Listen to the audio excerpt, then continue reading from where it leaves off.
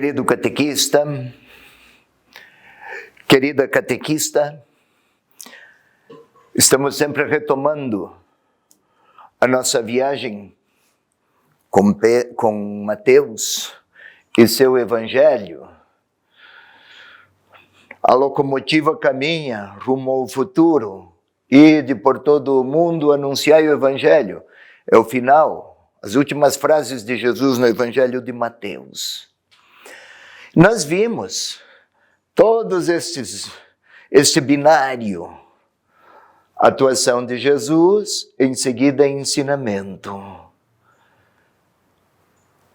Hoje o que vai nos prender a atenção é esta parte aqui, de 19:1 até 23:38. São 5 capítulos, não é? É um belo caminho.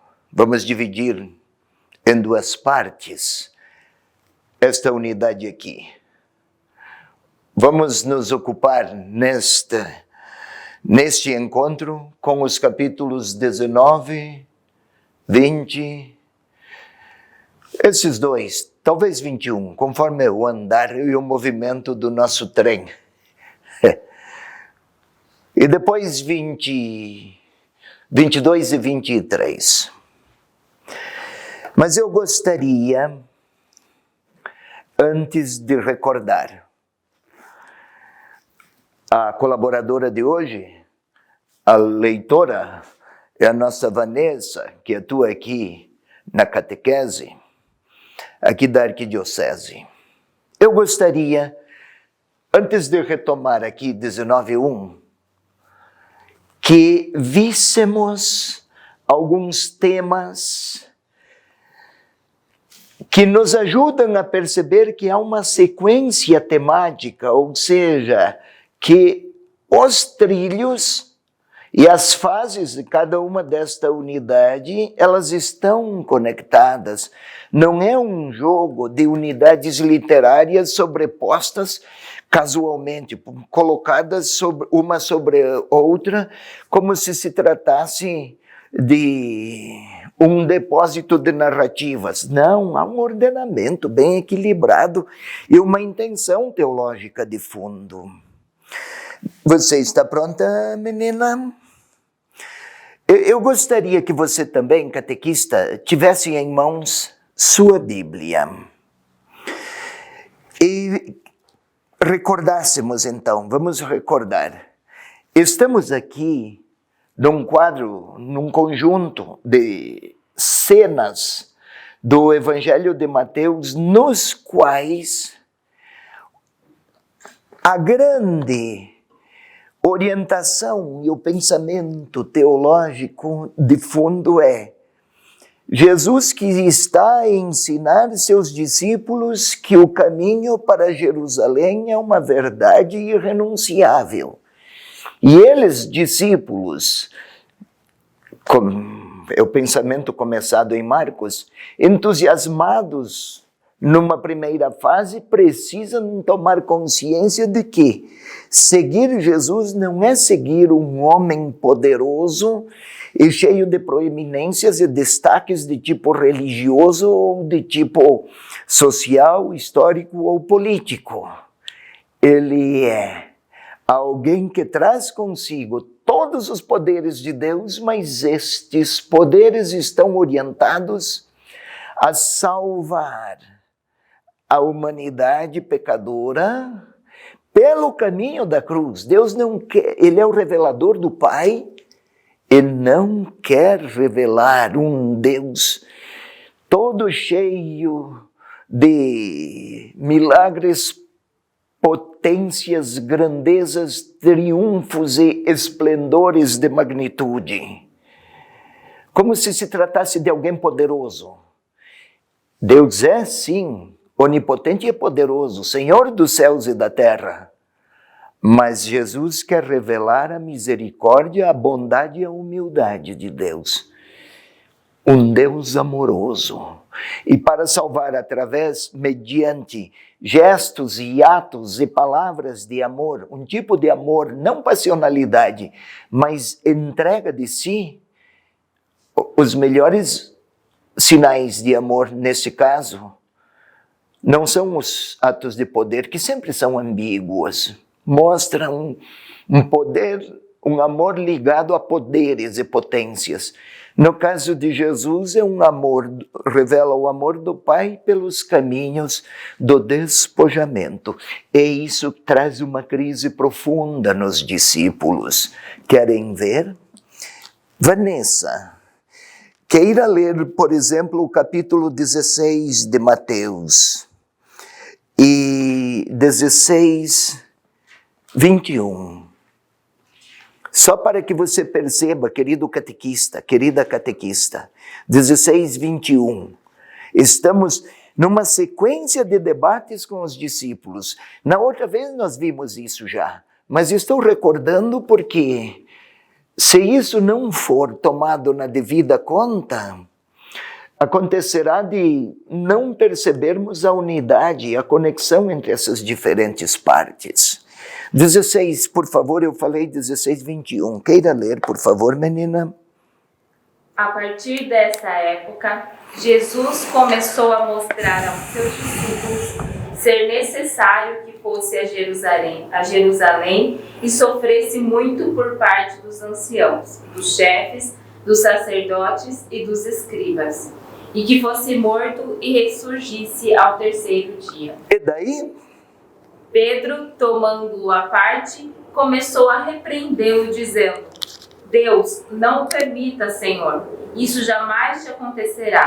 Bem, um dos encontros, cuja resposta sabemos foi tensa, mas depois nós poderemos ver na Transfiguração, capítulo 17, versículo 5 e 6, versículos 5 e 6.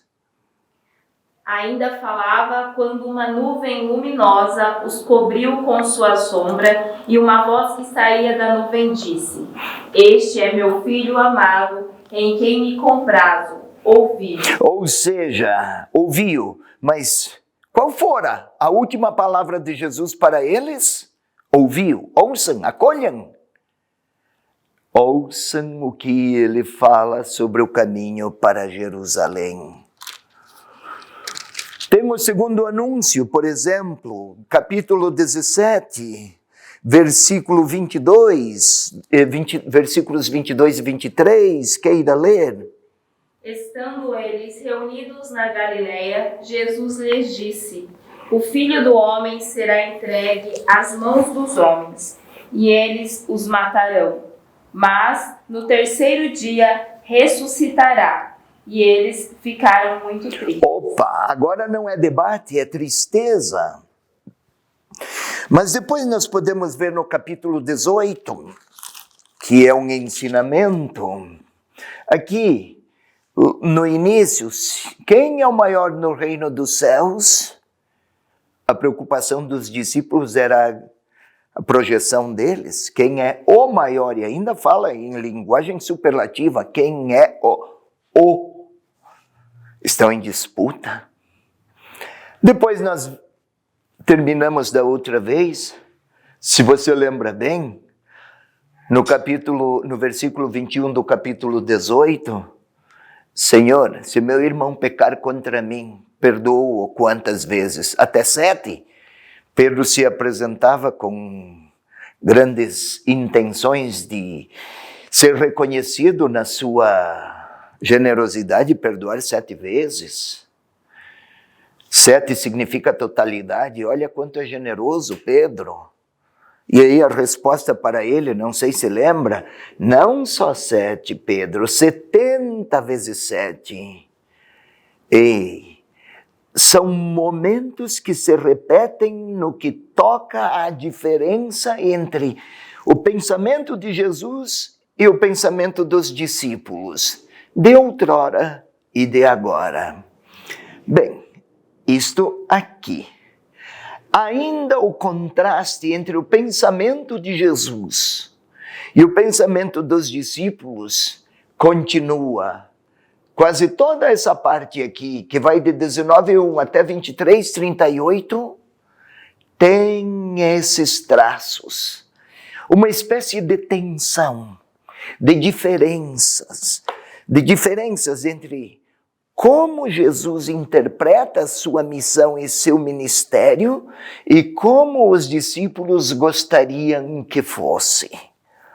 As expectativas dos discípulos, elas serão superadas pelo modo de Jesus se revelar e revelar o Pai. Mas não só superadas porque ainda mais amplas, mas porque seguem entre um contraste, digamos assim, entre o que pensavam os discípulos e o que Jesus apresentava como revelador do caminho messiânico, do caminho de salvação que ele veio trazer à humanidade. Então, nesta linha de contrastes, vamos começar agora a atuação de Jesus aqui nesta parte, neste trilho. A locomotiva vai. Queira, Vanessa, começar lá no capítulo 19, versículo 1. Quando Jesus terminou essas palavras, partiu da Galileia e foi para o território da Judéia. Ou seja, veja aqui comigo no mapa. Agora Jesus começa a viagem Cafarnaum aqui, Galileia, em direção à Judéia. Jericó, Jerusalém. É este o caminho. Eis que estamos a caminho de Jerusalém. Bem até aqui, margeando o Rio Jordão, até próximo de Jericó, desde aqui, Jerusalém. Uma viagem de uns 120 quilômetros, não foi uma viagem tranquila, não se faz de carro. É um percurso, não esqueçamos, caminhar não é apenas deslocar-se. É um processo de mudança interior. Nunca esqueça disso. Vanessa, você não esqueça. Então agora vai. Pode começar novamente 19:1. Quando Jesus terminou essas palavras, partiu da Galileia e foi para o território da Judéia, além do Jordão. Isto é, o percurso é geográfico. Geograficamente é uma viagem, mas é também um percurso temático. Jesus que se ocupa com os seus discípulos, os milagres diminuem, já muito poucos, e o ensinamento, Jesus está a ensinar os seus discípulos o processo de despojamento de si mesmos para segui-lo.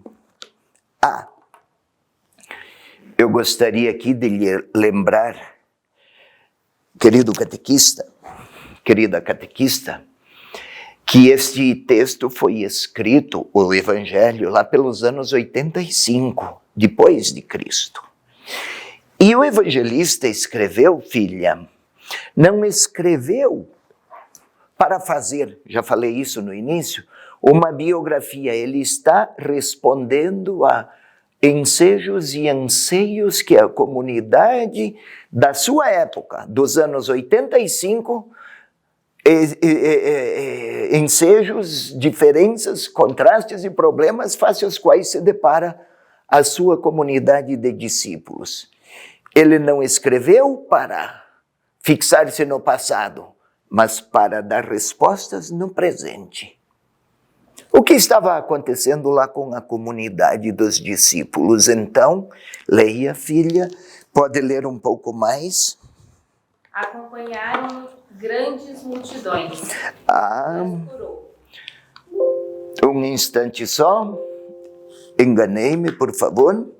Acompanhavam-no grandes multidões. E acompanhavam-no, né? Acompanharam-no. Grandes multidões seguiam grandes multidões, fala até no plural. Seguia uma multidão imensa e ele os curava. Não esqueça, curar não é simplesmente fazer um prodígio ante um mal físico, alguém é curado, não tem mais aquele mal, não isso. É tornar alguém capaz de seguir Jesus. Ele as curava para que fossem com ele rumo a Jerusalém. Não esqueça disso, catequista. Segue, menina. Alguns fariseus se aproximaram dele, querendo pô-lo à prova. E perguntaram: é lícito repudiar a própria mulher por qualquer motivo? É que naquela época, a comunidade lá dos anos 85, as comunidades lá dos anos 85, para quem Mateus escreveu, nestas comunidades apresentavam-se muitos problemas acerca do matrimônio e também do celibato. Os fariseus do tempo do evangelista, mas já antes, no tempo de Jesus, seguindo as tradições judaicas, não esqueça que Mateus escreveu para cristãos, uns de origem judaica, outros de origem pagã, conservavam a recordação das tradições judaicas. O homem podia repudiar a mulher. Naquela cultura e naquele contexto judaico. A resposta de Jesus nós já conhecemos, mas eu gostaria que lesse, por favor, o versículo 6 do capítulo 19. De modo que já não sois dois, mas uma só carne. De modo que já não são dois, né? De modo que já não são dois, mas uma só carne. Viu, catequista? De nenhuma relação interpessoal na Bíblia se destaca de tal maneira que chegam a formar uma só carne. Não se fala isso da relação da mãe com o filho, do pai com o filho ou filha, do irmão com o irmão, do amigo com outro amigo ou amiga. De nenhuma relação se fala uma só carne, somente do compromisso matrimonial. Isto é, não há nenhuma expressão de comunhão interpessoal tão sublime no modo de Jesus interpretar quanto a da vida matrimonial. Por isso se tornou inclusive sacramento. Então, formarão uma só carne. Portanto, não separe o homem o que Deus uniu. Mas vem a pergunta dos fariseus querendo enredar Jesus. Leia lá no versículo 7, por favor, filha. Eles, porém, objetaram: por que então ordenou Moisés que se desse carta de divórcio quando o repudiasse? Sabe, filha, por que Moisés fez isso? Porque no tempo de Moisés podia repudiar a mulher por qualquer motivo, sem absolutamente qualquer resistência ou interposição. É por causa da dureza do vosso coração que Moisés determinou que se escrevesse: quem dá uma carta assume o compromisso de sustentar a mulher repudiada. Por isso Jesus diz: foi pela dureza do vosso coração, mas no princípio não foi assim. Quando Moisés fez, não foi uma autorização, foi uma maneira de limitar os repúdios, porque a exploração que havia sobre a figura feminina era algo que procedia do demônio, tamanha era a opressão exercida sobre a mulher. Foi um grande passo.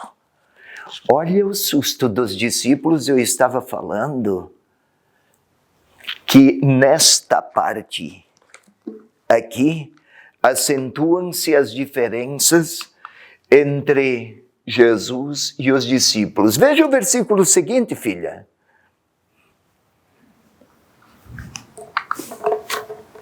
Os discípulos disseram-lhe: se é assim a condição do homem em relação à mulher, não vale a pena casar. Mas então, Senhor, se é desse modo, então nem casar vale a pena? É, Olha o contraste. Mas Jesus seguiu um pouco mais. Sem que eles perguntassem, ele deu um novo passo, que nós podemos observar aí no versículo 12. Agora fala do celibato também.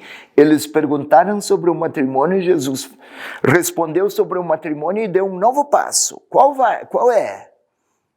Nem todos são capazes de compreender essa palavra. Ou seja, não são capazes de compreender esta palavra, a do matrimônio indissolúvel. Vai. Mas só aqueles a quem é concedido. Opa! Ser capaz de compreender e aceitar isso é dom, é graça. Segue.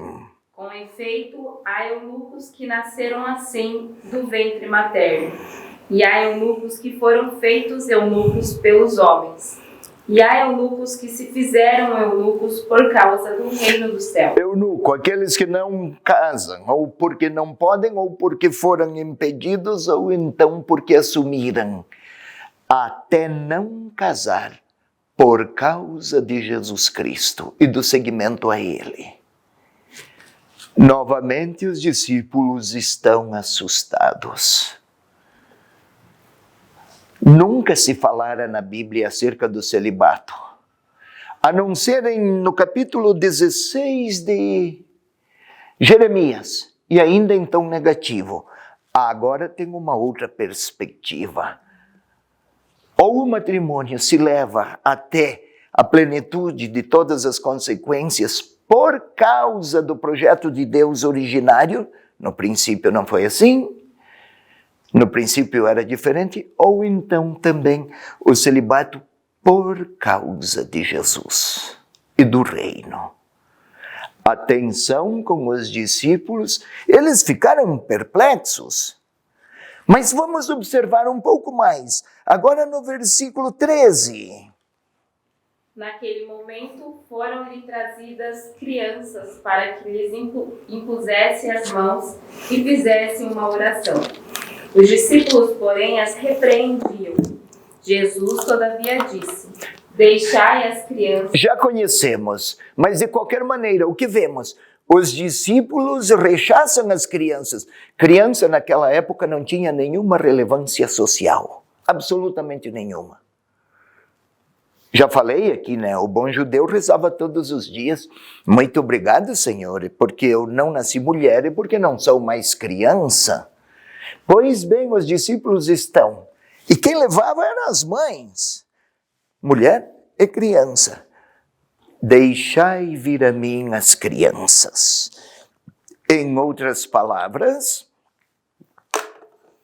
entre os pensamentos de Jesus e dos discípulos, cada vez se tornam mais explícitas as diferenças e os contrastes, e estão em caminho para Jerusalém. Ou, em outras palavras, o modo do discípulo seguir o seu Senhor no caminho para Jerusalém é o perdão, capítulo 18, 21, 35, mas depois a fidelidade à vida, à família e ao amor matrimonial, o carinho e atenção por aqueles mais fracos, crianças e mulheres. E parece que as tensões tendem a crescer ainda um pouco mais. Estamos no capítulo 19.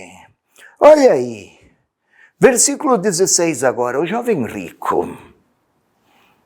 Aí alguém se aproximou dele e disse: Mestre, que farei de bom para ter a vida eterna? Ah, o que eu faço, né, mestre?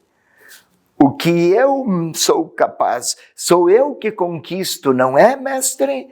Na mente daquele jovem, alguém, não se sabe quem é, por agora é alguém, na mente dele. É a relação com Deus e aquele jogo de méritos. Eu conquisto, eu faço, eu sou capaz de tantas operatividades, tantas obras, e Deus, da parte dele, oferece a sua contrapartida em forma de o dom da vida eterna. como se eu conquistasse. Jesus falava de um Deus como Pai, não como alguém que recompensava por méritos. Olha aí a compreensão de fundo como é distinta.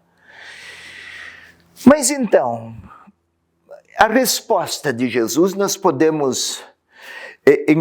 já conhecemos.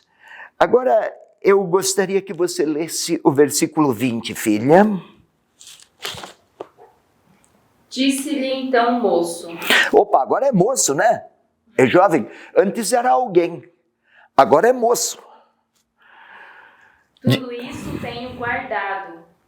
Que me falta ainda? Opa, eu já fiz muito desde a infância.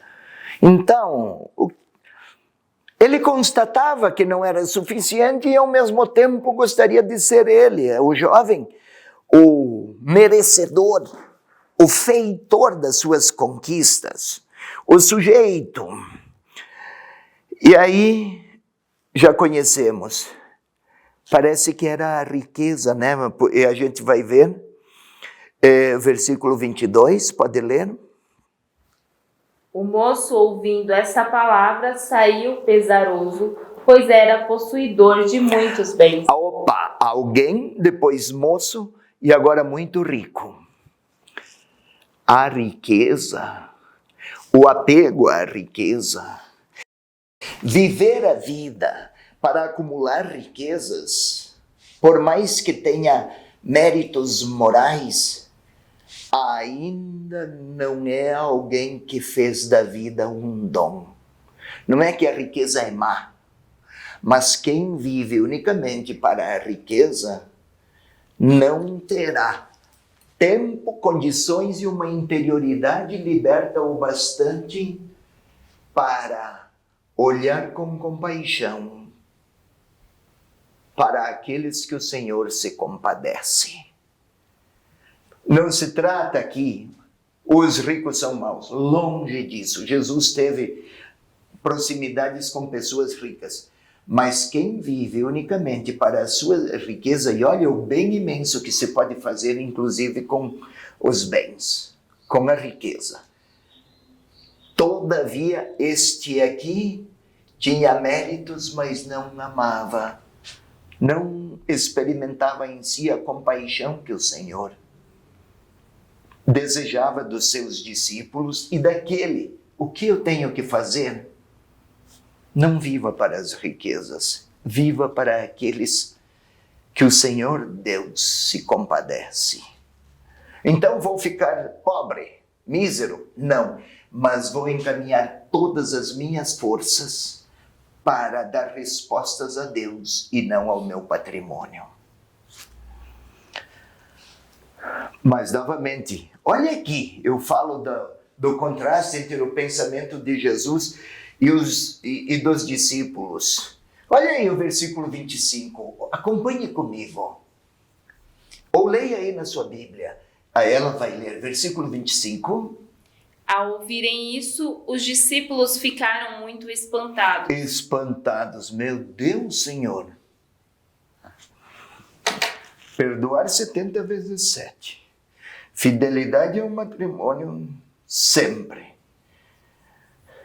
Ou então celibato por causa do reino de Deus.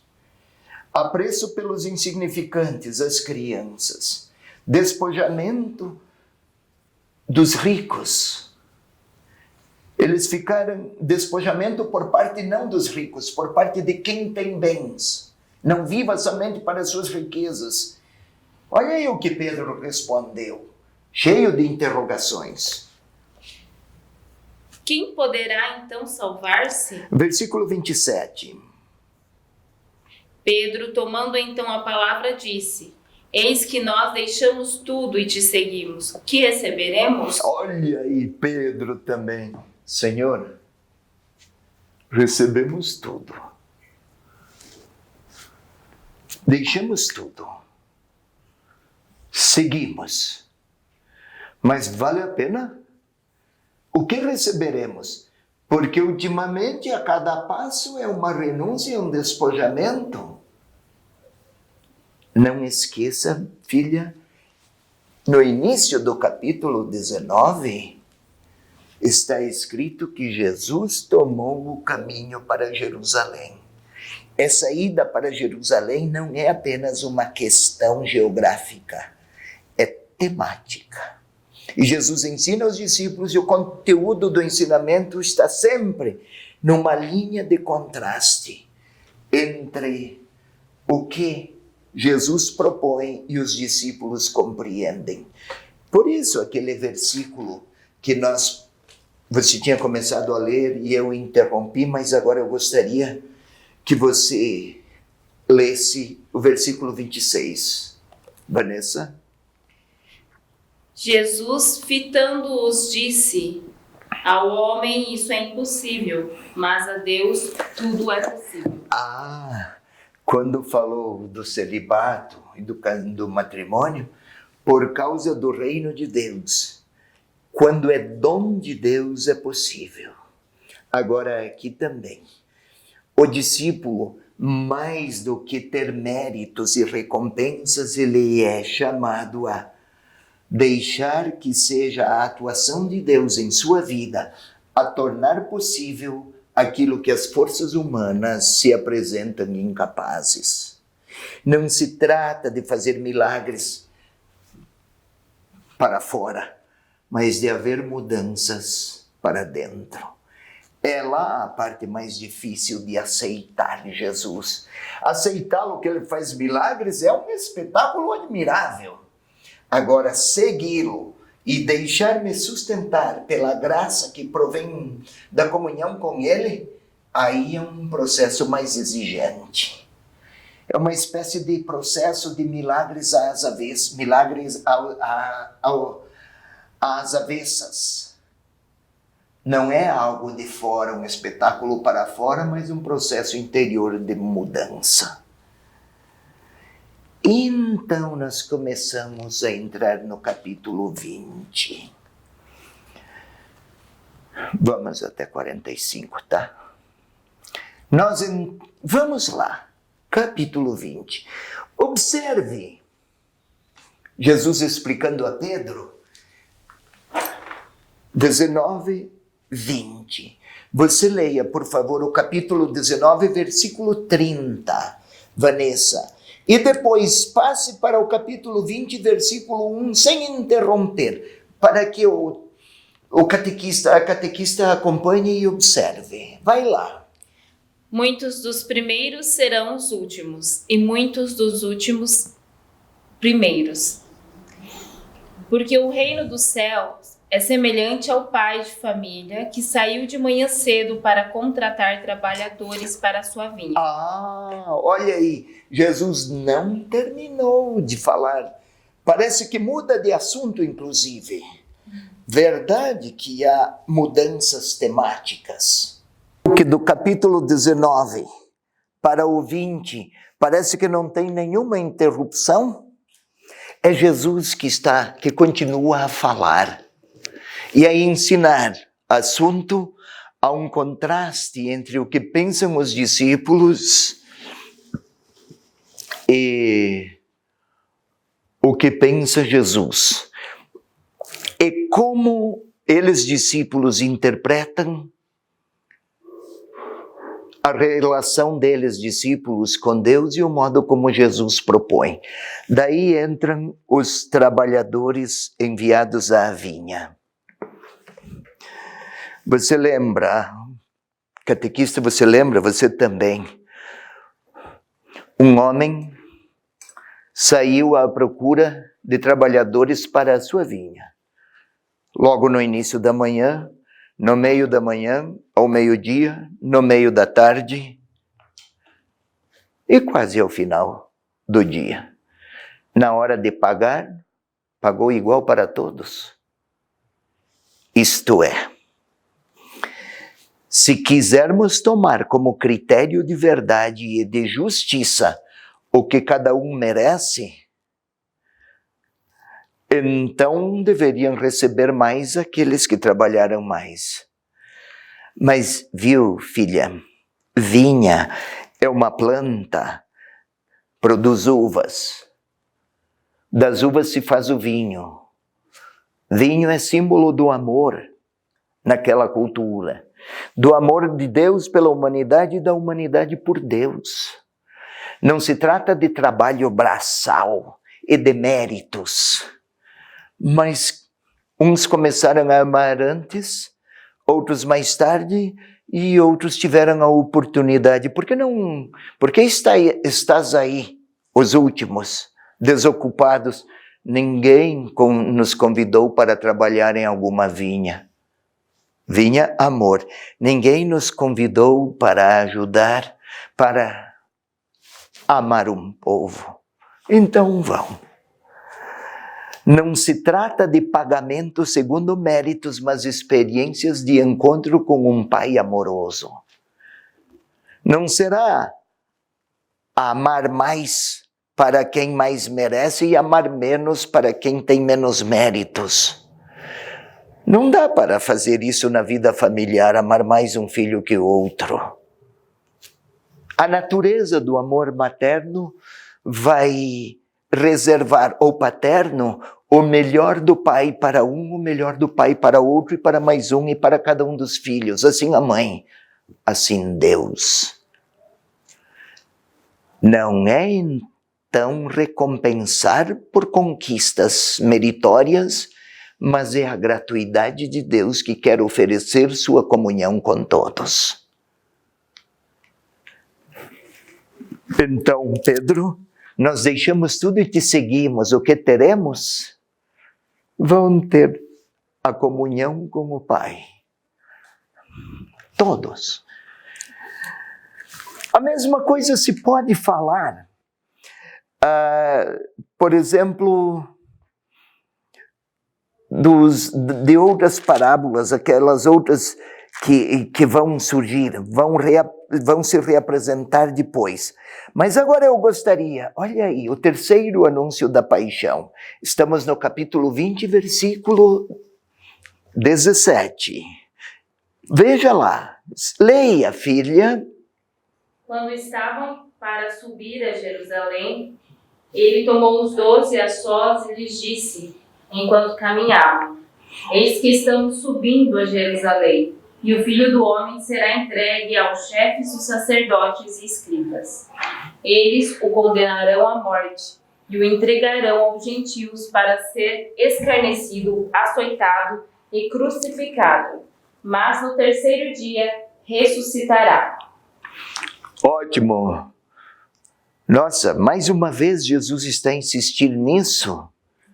Mais uma vez o contraste entre os discípulos e Jesus se apresenta. Veja aí. Siga o versículo 20, por favor. Agora capítulo 20, versículo 20. Então, a mãe dos filhos de Zebedeu, juntamente com seus filhos, dirigiu-se a ele, prostrando-se para fazer-lhe um pedido. Ele perguntou: Que queres? Ao que ela respondeu: Dize estes meus 2 filhos se assentem um à tua direita e o outro à tua esquerda no teu reino. Olha aí, Jesus acabou de falar do caminho para Jerusalém e da crucificação. E eu gostaria que você recomeçasse. Versículo 19, passe para o 20 sem interrupção. Comece, filha. E você aí, tenha a sua Bíblia em mãos. Anote ao lado. Esta é uma parte que precisa ser assinalada. Vai lá. E o entregarão aos gentios para ser escarnecido, açoitado e crucificado. Mas no terceiro dia ressuscitará. Então a mãe dos filhos de Zebedeu, juntamente com seus filhos, dirigiu-se a ele, prostrando-se para lhe fazer um pedido. Jesus acabou de falar da ida para Jerusalém, da paixão, da morte e da ressurreição, e a mãe dos filhos de Deus aparece aí, e a mãe dos filhos de Zebedeu aparece aí para pedir um lugar privilegiado para os seus 2 filhos, Tiago e João. Note o contraste entre o pensamento de Jesus e o pensamento e a lógica do pensamento humano. A mãe dos filhos de Zebedeu. Ou seja, A mãe, mas eles também. Senhor, também cruz, tudo isso, tá ótimo. Mas para os meus 2 filhos aqui, vamos poupá-los de cruz. No teu reino, direita e esquerda para eles, não é? Ah, leia aí, parece que ela se prostrou, é isso? Leia de novo. Prostrando-se para fazer-lhe um pedido. Prostrar-se não é só um gesto de curvar-se, um gesto respeitoso de curvar-se. É ajoelhar-se. Ato muito religioso. Até se ajoelha diante dele. Ato religioso. Mas uma religiosidade que quer poupá-la ou poupá-los da cruz e, ao contrário, quer colocá-los na direita e na esquerda. Quando Jesus estiver no exercício da sua realeza. Consegue compreender, você aqui, Vanessa, o quanto se acentua a diferença de pensamento entre Jesus e os discípulos? E talvez conosco hoje, né? Não é difícil querer seguir Jesus num mundo de sucesso, de triunfos e de gratificações. Mas e a capacidade de aceitar a cruz? Não a cruz no sentido de um deleite, um sofrimento que nos traz deleites. Não, não é o gosto pelo sofrimento, mas de assumir um modo de amar que entrega tudo até esvaziar-se inteiramente. Os discípulos não se despojaram de suas ambições. Eis a dificuldade. E vimos, né, que os outros 12 também se irritaram. E nós? Não porque aqueles 2 estavam errados, mas porque eles também pretendiam os mesmos destaques e as mesmas glórias. E neste caminho para Jerusalém, surgem então os 2 cegos de Jericó, que nós estamos aqui no capítulo 20, versículo 29. Queira ler, por favor, começa aí. Enquanto saíam de Jericó, uma grande multidão o seguiu. Olha aqui novamente, vem comigo. Jesus estava na Galileia, em Cafarnaum, e se pôs em caminho para Jerusalém. Agora já está em Jericó. Parece que Mateus acelerou os eventos daqui até aqui. Já chegou em Jericó. Jerusalém está aqui perto. Olha aqui, 25 quilômetros. Já estão próximos de Jericó. Por que essa indicação, filha, do local, do lugar geográfico? Vamos ler. Vai lá, boneca. Enquanto saíam de Jericó, uma grande multidão o seguiu. Opa, ainda tem multidão a caminho, né? Sempre tem, a toda hora tem a multidão. Mas o assunto é o seguimento. Já faz dias, tempo que não acontece um milagre, parece que vai acontecer aqui. Qual a intenção do evangelista? Vai lá. E eis 2 cegos sentados à beira do caminho, ouvindo que Jesus passava. Ah, sentado à beira do caminho. Não é simplesmente que está lá sentado. Menciona a condição de quem é mendigo, é verdade. Mas sentado à beira do caminho significa não é capaz de caminhar. Não é capaz de ir a Jerusalém com ele. Não é capaz de perceber qual é o rumo para a própria vida. Qual é o rumo do seguimento para eles? Cegos. De que cegueira se trata? Segue, filha. Ouvindo que Jesus passava, puseram-se a gritar: Senhor, filho de Davi, tem compaixão de nós. A multidão repreendeu-os para que se calassem. Mas eles gritavam ainda mais alto: Senhor, filho de Davi, tem compaixão de nós. Jesus parou, chamou-os e disse: Que quereis que vos faça? E daí? Responderam-lhe: Senhor, que os nossos olhos se abram. Movido de compaixão, Jesus tocou-lhes os olhos e imediatamente eles recuperaram a visão e o seguiram.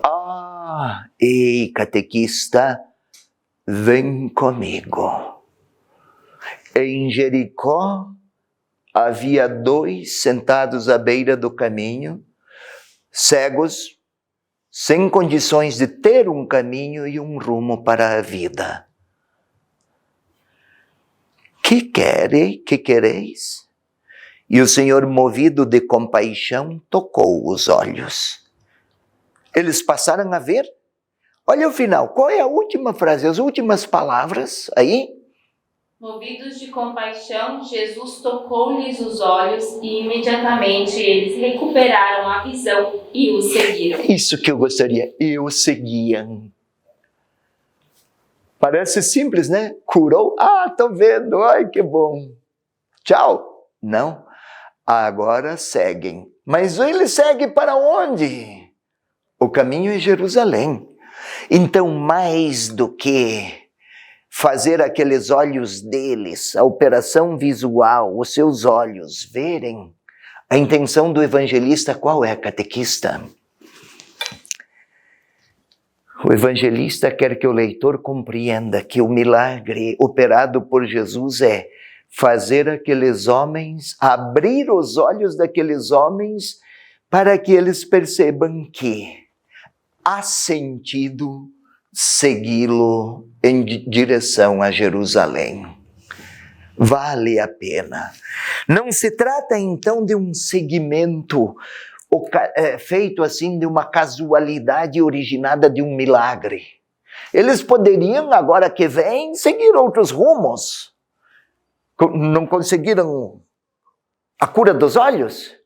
O evangelista não quer destacar a cura dos olhos como milagre, mas quer colocar em evidência a nova condição daquele que tem os olhos tocados por Jesus e assim que são agraciados, este é o sentido do milagre, não é um milagre pelo milagre, mas ajudá-los a seguir no caminho que o Senhor percorre rumo a Jerusalém. O que ele fará lá em Jerusalém? Será vítima? Coitado, vai ser vítima. Não. Até mesmo diante daqueles que o condenam, ele afirma o amor misericordioso do Pai. Podem até assassinar o Filho de Deus, mas não podem impedir o Filho de Deus de ser bom até com os seus assassinos. Tudo isso para revelar um Deus profundamente amoroso, não um Deus justiceiro que dá prêmios a quem merece e punições a quem transgride. Esta foi a primeira parte. Aqui eu falei, uma parte mais longa, nós vimos o capítulo 19 e o 20. Essa mesma unidade aqui, esse primeiro trilho ainda, vai ter 2 partes porque é mais extenso. Nós, então, daremos sequência na gravação que segue. E se você gostou deste vídeo, não esqueça de deixar o seu like e o seu comentário. Compartilhe com seus amigos também. E se você ainda não é inscrito no nosso canal, corre lá, se inscreva. E não esqueça de ativar o sininho de notificações, para que todas as vezes que nós postarmos alguma novidade, você seja avisado. Um abraço e até mais!